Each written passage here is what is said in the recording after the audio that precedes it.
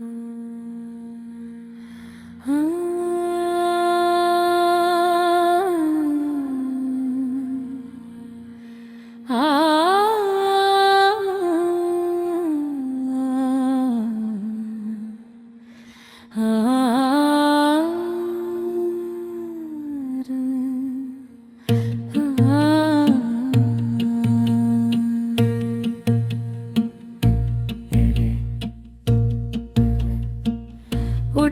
मुसाफिर बिछौना बांध, गाड़ी आवे वाली बा।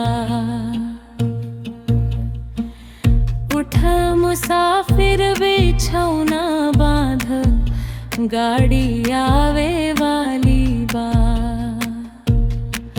श्याम नाम के टिकट का काला, घंटी बाजे वाली बा। उठ मुसाफिर बिछौना बांध, गाड़ी आवे वाली बा। अकिल के इंजन, कर्म के कोयला, धर्म के धुआं उड़ावेला। धर्म के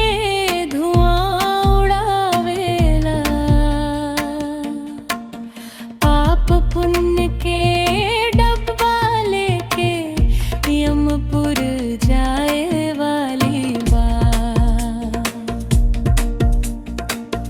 पाप पुण्य के डब्बा लेके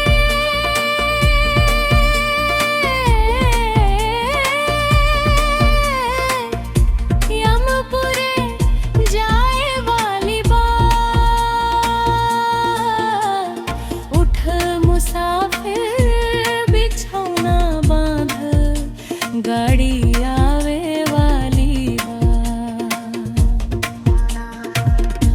मन के गाड़ी बुधिया ड्राइवर, मन के गाड़ी बुधिया ड्राइवर।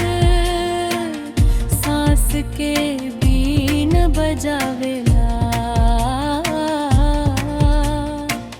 सांस के बीन बजावेला।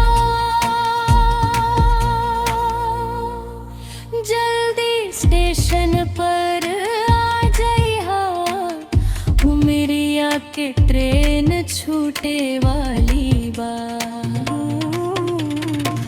उठ मुसाफिर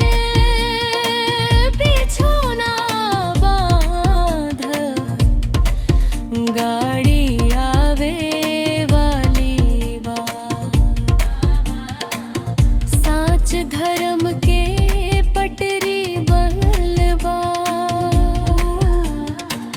ज्ञान के सिग्नल देला। कर्म के लेखा जोखा